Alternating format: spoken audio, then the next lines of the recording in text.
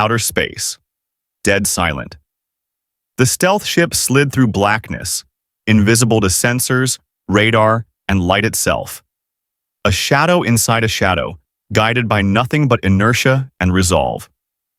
Kaelen Myre stood at the forward window, her breath slow, her muscles still. The enemy station loomed ahead, a drifting giant of metal and bloodshed, surrounded by broken moons and ship graveyards. This was where wars were extended with signatures and silence. Her voice echoed only in her mind. They called it a targeting error, a tactical misfire. But I remember the fire, and I remember who let it burn. She blinked, and the memory returned. Not in sound, but in heat. 13 years earlier, Vera 9. The sky was the first to change.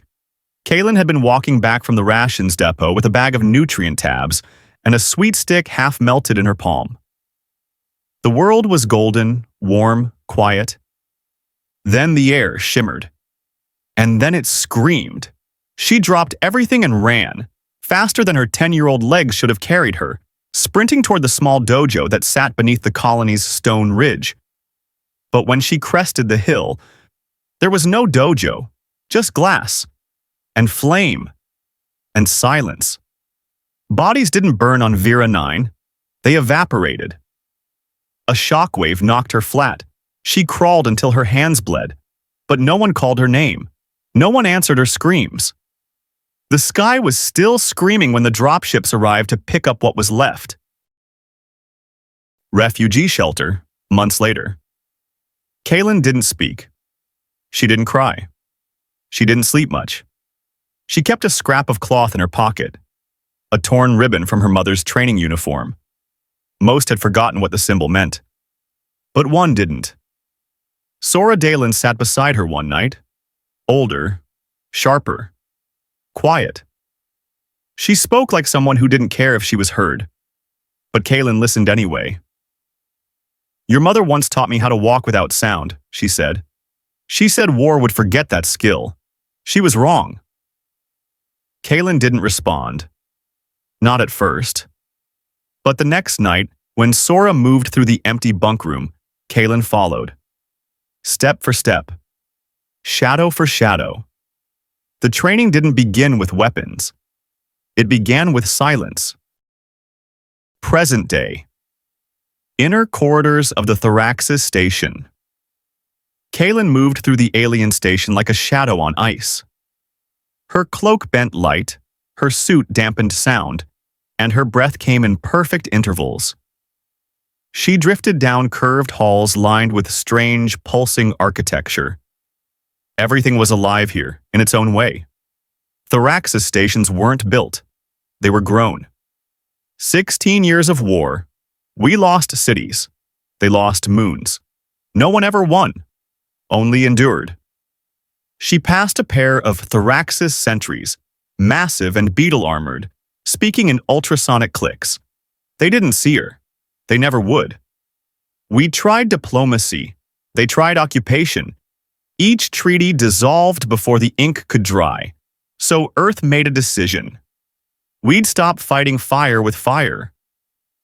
Her hand brushed the hilt of the blade tucked along her thigh, carbon-folded, monomolecular, shaped by silence.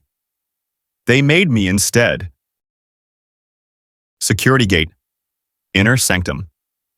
Kaelen reached a sealed organic door. Veins of biocircuitry writhed like vines along the frame, pulsing with internal rhythms. She crouched, pulled a sliver of mirrored tech from her hip. A tap. A pulse. The bio-wiring stuttered, confused. The door opened. Beyond, a high chamber dimly lit by bioluminescent vines hanging from the ceiling. At its center stood a figure in layered armor, his back turned. Kelvor, supreme strategist of the Tharaxis Ascendancy. Kaelen didn't move. She simply watched him. He was tall, but slouched. Not ancient, but wearied. His crown of sensory tendrils twitched as if listening to things no one else could hear. He was alone. He didn't give the order to strike Vera 9, but he let it happen. He buried it. She stepped forward, silent. 2 meters. 1. She drew the blade. Kelvor tensed, sensing something. Not sight, not sound, just instinct. He turned. Too late. The blade entered just beneath his collar ridge, angled upward through neural clusters. No cry, no alarm. Just a slow collapse as the life drained from his many eyes.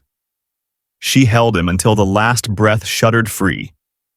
I am not your justice, only your ending. She let him fall like a puppet with cut strings.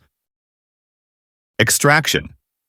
Moments later, Kaelen moved fast but never loud.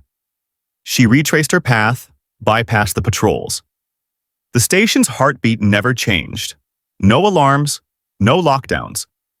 She left the way she came, invisible, unmarked. And by the time his guards found the strategist's body, Kaelen was already gone, drifting silent back into the black. It worked. They'll negotiate. The war's over. For now, begin phase 2. The fleet won't wait.